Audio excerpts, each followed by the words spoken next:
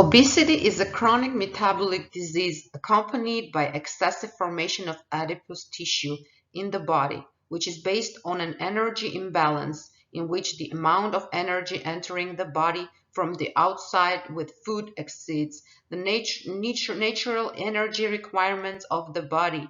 In its natural course, obesity tends to progress, eventually involving almost all organs and systems of the body, resulting in its own specific range of complications. A feature of this pathological process is an increased probability of relapse after treatment. More than a third of the world's population is obese, and its frequency is highest in economically developed countries. For example, in the US, about 60% of population is obese. There is no doubt that the role of adipose tissue in the life of human body is very large. First of all, fat deposits are the largest energy depot in which the body stores energy. In the process of fat breakdown, a significant amount of energy is released, and free water is released. Thus, fat is also a supply of water. Adipose tissue is directly involved in the regulation of body temperature by participating in heat generation.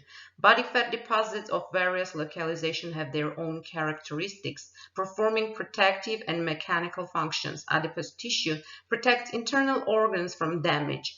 Also, the fat layer protects the hands, feet, and pubic area. All these different versions of the protective function is performed by so-called subcutaneous fat layer.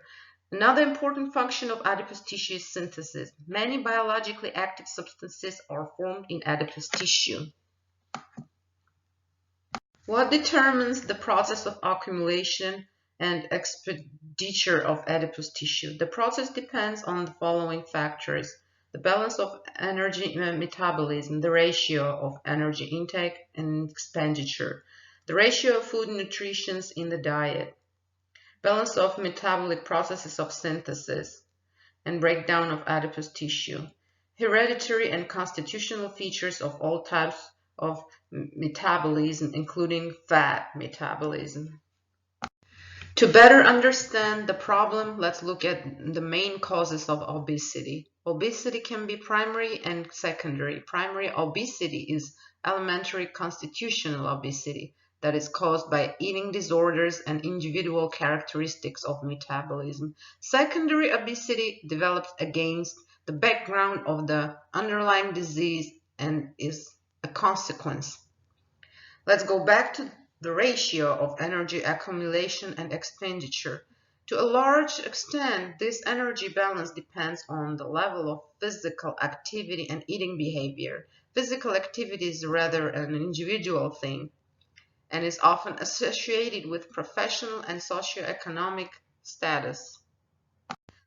The act of eating can act as a modulator of serotonin levels in the structures of the brain, in the department responsible for the formation of emotions, behavior, food, and other reactions. The increase of serotonin synthesis is subjectively accompanied by a sense of saturation and emotional comfort.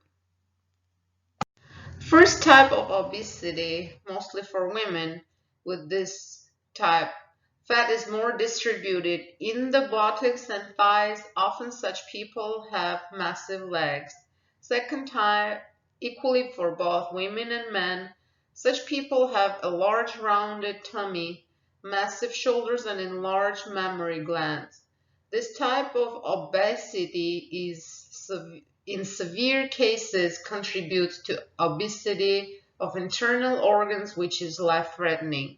Mixed type, the most common type, associated with eating disorders and eating behavior.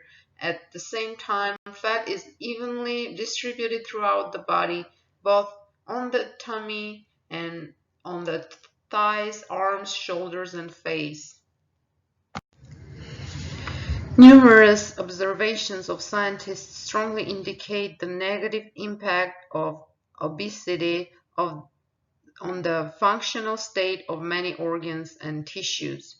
Tens of thousands of indisputable facts confirm that the consequences of obesity are expressed in the development of many concomitant diseases and complications. The list of complications caused by obesity is extremely long.